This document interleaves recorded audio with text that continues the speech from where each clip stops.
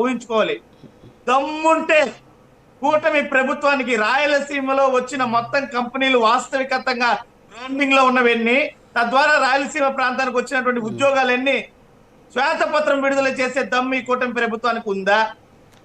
అదేవిధంగా గత 6 నెలల క్రితంగా ఒక రాష్ట్ర ముఖ్యమంత్రి రేవంత్ రెడ్డి గారు రాయలసీమ లిఫ్ట్ ఇరిగేషన్ చంద్రబాబు నాయుడు గారితో చెప్పి నేనే ఆపించాను అని అసెంబ్లీలో చెబితే చంద్రబాబు నాయుడు గారు కనీసం దానికి స్పందన ఇచ్చారా?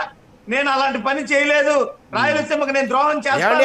అంతకు ముందర మీకు అత్యంత సన్నిహితుడైన హరీష్ రావు గారు ఏం చెప్పారు?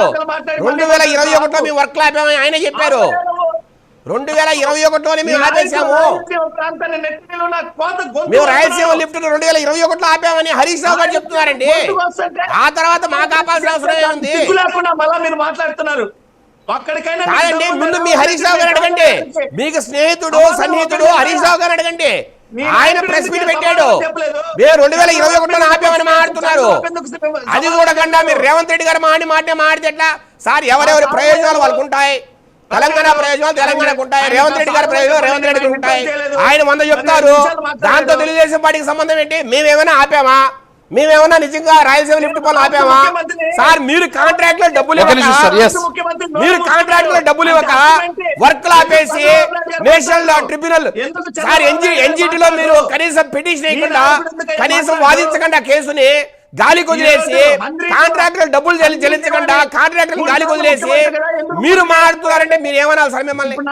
ముఖ్యమంత్రి కదా సురేష్ గారు రాజుగారు చదివారు. ప్రతి ఒక్కరూ ఒక కళల వాహనంగా భావించే royal Enfield.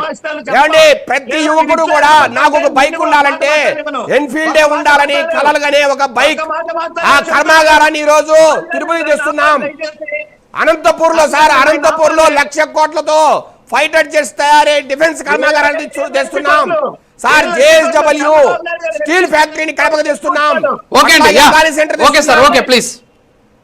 Okay sir, okay. చిన్న బ్రేక్ ఉంది, ఒక నిమిషం సురేష్ గారు, ఒక చిన్న బ్రేక్ ఉంది. బ్రేక్ తర్వాత కంటిన్యూ చేద్దాం.